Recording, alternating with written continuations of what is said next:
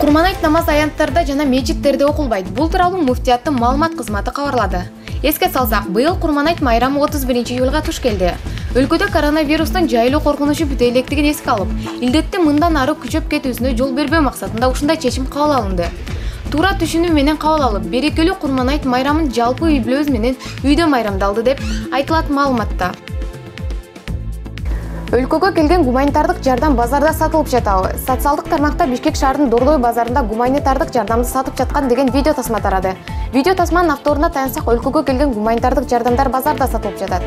Кечээ бир досум мага бул видеону жиберди. Базарда бардык гуманитардык жардам сатылып жатканына таң калды. Бул гуманитардык жардам деп айта албайбыз, бирок мындай жоруктуда жокко чыгара албайбыз.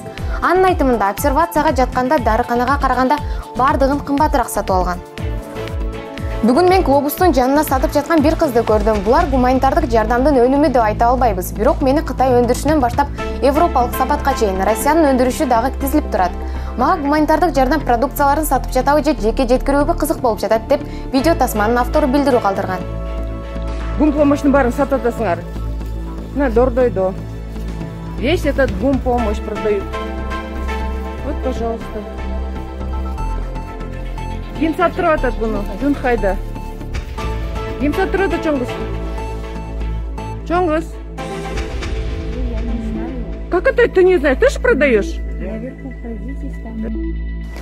Татьяна Кузнецова отставкага кетип, Бишкек шаарынын вице-мэри болуп Виктория Мазгачева дайындалды. Бишкек шаарынын вице-мэри Татьяна Кузнецова кызматтан кетти. Маалыматты мэриядан тастыкташты.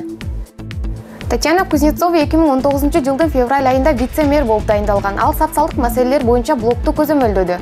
1990-жылдары мектептерге окуучуларга тарых сабагын окутуп, 2000-жылдары Бишкек мэриясынын билим берүү башкармачылыгында Кыргыз мамлекеттик медициналык академиясына эмгектенген. Вице-мэр болуп дайындалганга чейин ал Октябрь районунун акиминин орун басары кызматтан ээлеп келген. Ал эми Бишкек шаарынын жаңы вице-мэри болуп Виктория Мазгачева дайындалды. Мазгачева социалдык тармактарда көзөмөлдөйт. Ал буга чейин Бишкек жылуулук коммуналдык ишканасынын директору болчу. Исхак Разаков атындагы мамлекеттик техникалык университетте инженер-экономист адистиги боюнча жогорку билим алган. Булак Назар Ньюс.